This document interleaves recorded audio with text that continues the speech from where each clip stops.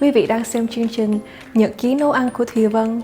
Như quý vị đã biết, thành phố Vũng Tàu là thành phố biển, có những đặc sản như là tôm, cua, ghẹ và các loại ốc.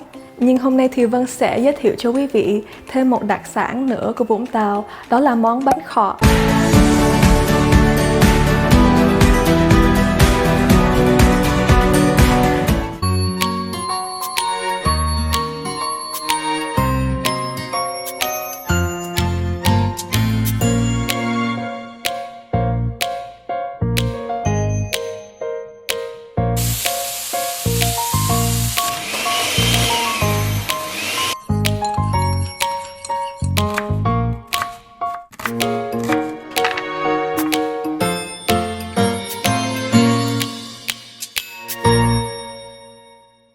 Để làm món bánh khọt thì mình sẽ cần những nguyên liệu như sau: bột tẻ, nước dừa, đậu xanh, tôm khô, tôm tươi, hành lá, cà rốt, đu đủ, giấm, đường, ngó sen, nước mắm và rau sống.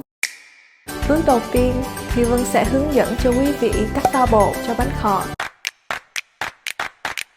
Gia vị gồm có 1 chén đậu xanh, 1 bịch bột tẻ, 3/4 lon nước dừa, 6 cốc nước, 3/4 muỗng bột nêm và 1/3 muỗng muối. Đậu xanh Vân đã ngâm trước 3 tiếng cho mềm, giờ Vân sẽ cho vào máy xay.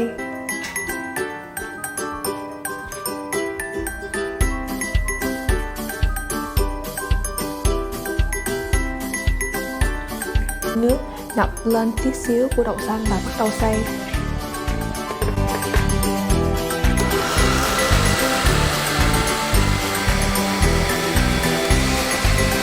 Đậu xanh sau khi xay nhuyễn, Vân sẽ đổ ra tô và rây lại.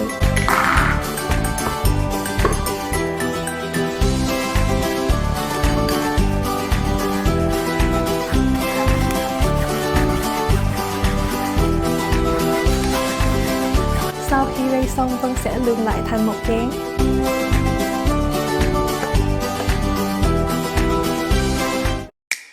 Cách pha bột bánh khọt của Vũng Tàu đặc biệt là màu trắng chứ không phải là màu vàng như các tỉnh ở miền Tây thưa quý vị. Thì Vân sẽ dùng 1 bịch bột tẻ,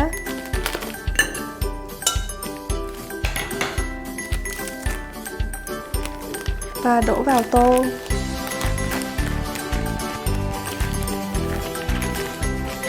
Vân sẽ cho 6 cốc nước. Mình sẽ quậy lên cho đều cho đến khi nào bột không còn nổi lên nữa. Sau khi bột đã hòa tan trong nước, Vân sẽ cho 1 chén đậu xanh,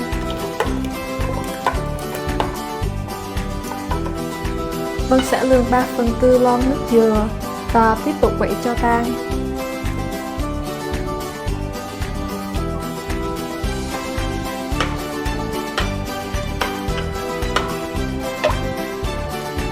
Vân sẽ cho bột nêm và muối vào.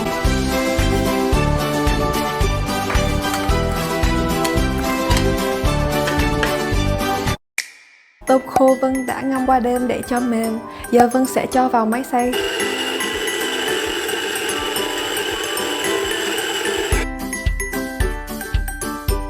Vân đã mua 5 bịch tôm khô ở chợ và xay ra được bao nhiêu đây? Giờ Vân sẽ cho nửa muỗng bột gạch tôm và trộn lên.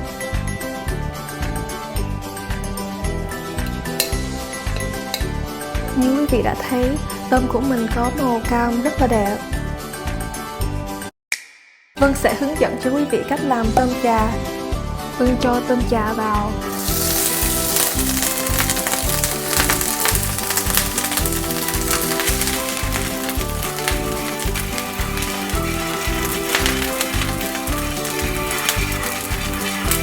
Tôm Vân sấy cho khô, Vân sẽ cho 1 muỗng bột nêm.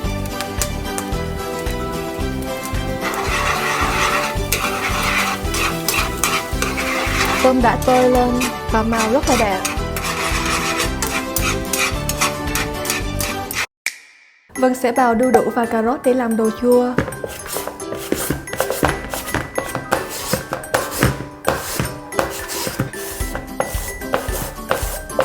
Ngó sen Vân đã bảo sẵn, Vân sẽ cho vào thau và trộn chung. Sau đó Vân sẽ cho 2 muỗng muối và bóp cho ra chất ngũ của cà rốt và đu đủ.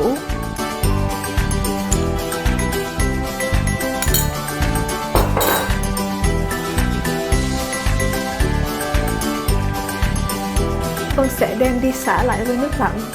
Sau khi xả lại với nước lạnh và dắt cho khô, Vân sẽ cho 3 chén nước để ngâm đồ chua, nửa chén giấm và nửa chén đường. Vân sẽ cho vào.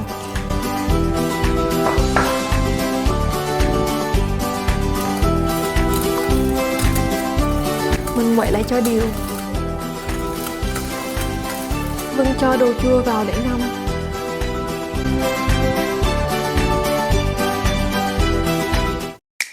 Vân sẽ hướng dẫn cho quý vị cách pha nước mắm để ăn với bánh khọt. Đây là 2 chén nước, Vân cho 1 chén đường. Sau khi mình quậy cho đường tan, mình sẽ cho nước mắm. Đây là 3/4 chén nước mắm.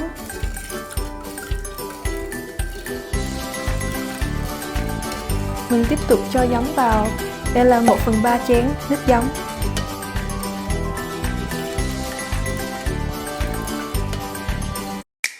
Bột Vân đã chế trước vào bình, giờ Vân sẽ đổ vào khuôn.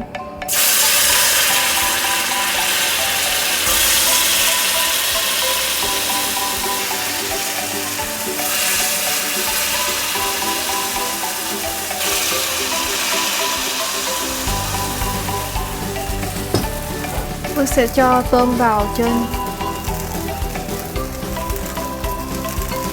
và rắc hành lá vào trên mặt.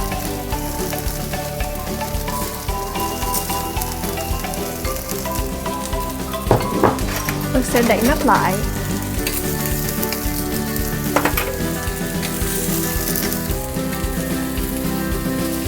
Khuôn bánh khọt và nắp cũng như là đồ khởi Vân mua tận ở Vũng Tàu đó quý vị. Bánh đã chín, Vân sẽ gỡ nắp ra.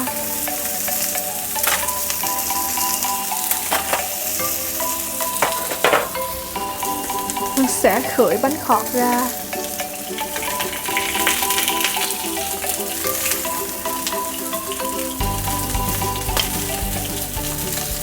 Bánh khọt Vân vừa đổ xong, Vân sẽ rắc tôm chà vào trên mặt.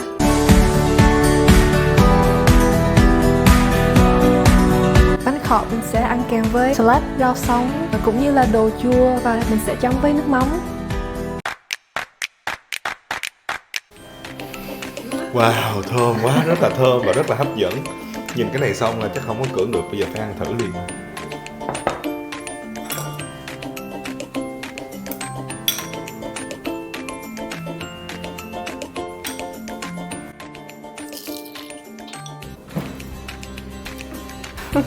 Rất là ngon, ăn mà nó giòn rụm luôn, nghe rợp rợp ở trong cái miệng của mình vậy. Rất là ngon của mình, ngon lắm luôn á, không phải ngon bình thường mà là rất là ngon. Ăn mà mình nghe nó rợp rợp ở trong miệng luôn á. Giờ mình chắc mình phải cuốn đi. Rau là đầy đủ hết, không có thiếu một thứ gì giống ở quê nhà của mình vậy đó, đầy đủ hết tất cả.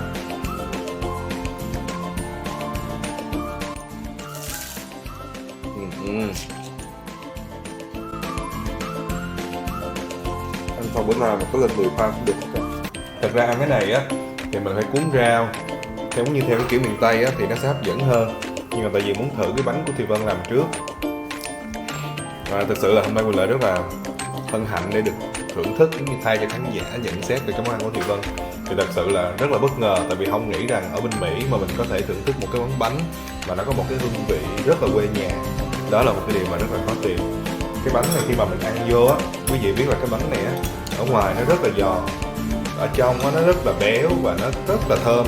Đặc biệt là nước mắm á, nó vừa phải, nó không có phải là quá chua quá mặn, nó hòa quyện vào nhau. Nhưng mà khi mà ăn vô á, thì mình mới cảm nhận được cái tâm của cái người làm cái bếp này. Tại quý vị thấy là ở đây nó còn có tôm cháy đúng không chị Vân? Dạ. Tôm cháy rắc ở trên mặt, không những phải là trang trí thôi mà đó là còn là một cái có thể là nó là thêm những cái phụ liệu nó làm cho món ăn thêm hấp dẫn hơn. Lợi thật sự Lợi cũng thường hay nấu ăn, cho nên khi mà mình thấy cách bài trí mình thấy là biết là cái người đó làm như thế nào. Cũng như đồ chua là mình phải tự làm.